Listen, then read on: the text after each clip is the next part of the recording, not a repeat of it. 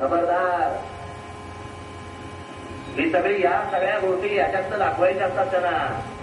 तुम्हाला दाखवत आहेत, आम्हाला दाखवत आहेत, सगळ्यांना दाखवत आहेत, महाराष्ट्राला दाखवत आहेत.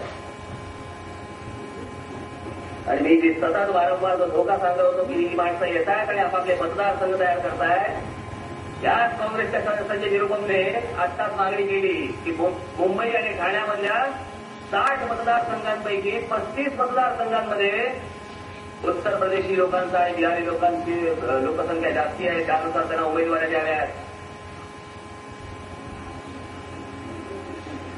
आता बघा कसे कसे हळू बाहेर यायला लागले. जे मनात आहे यांच्याकडे कसं कसं बाहेर यायला लागलं. हे माझ्यावर का चिडले होते सगळे लोक माहितीये? कारण यांच्या जे याला करायचं होतं, जे यांच्या मनात होतं ते बिंग मी फोडलं.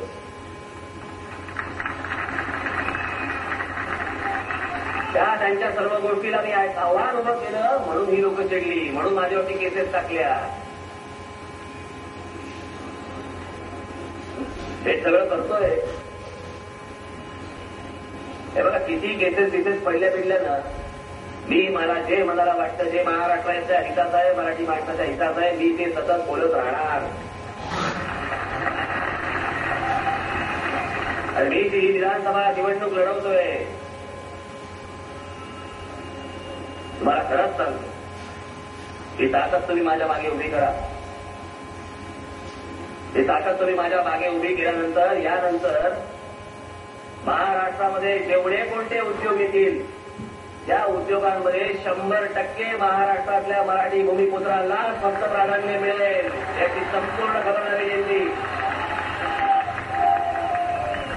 काही गंमत लागली? माझ्या महाराष्ट्रामधला मराठी मुलगा, मराठी मुलगी घरी जाते जेवायला, त्याला आईसमोर वडिलांसमोर मान खाली सगळे घालून उभी राहते. त्या आजही नोकरी नाही मिळाली मला म्हणून. इथे नोकऱ्या उपलब्ध असताना तुम्हाला सांगितलं जात नाही इथे नोकऱ्या उपलब्ध आहेत, पण बाहेरच्या राज्यांमध्ये कळतं की इथे नोकऱ्या आहेत. ते लोक येतात पण तुम्हाला समजत नाही, कारण आमची लोक आम्हाला सांगतच नाही, आमची लोक आम्हाला बोलवतच नाही.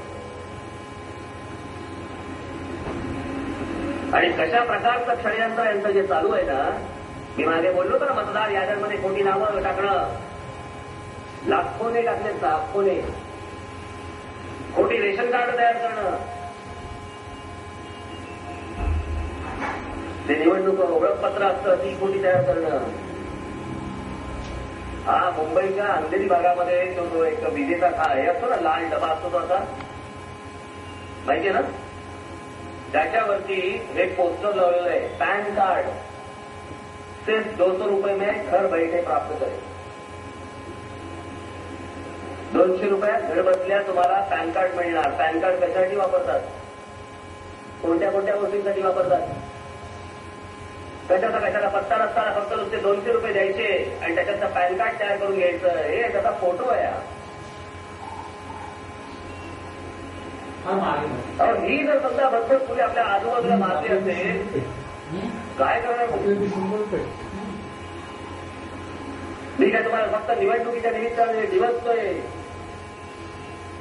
फक्त मतं पाहिजेत म्हणून याच्यासाठी नाही करतोय मी. हे फक्त पुढचे धोके सांगतोय आणि ही माणसं काही करणार नाही. ते काँग्रेस राष्ट्रवादीकडनं तर काही होऊ शकत नाही, घडूच शकत नाही. त्या अशोक चव्हाणला बघा कशी सत्ता मानवली ती.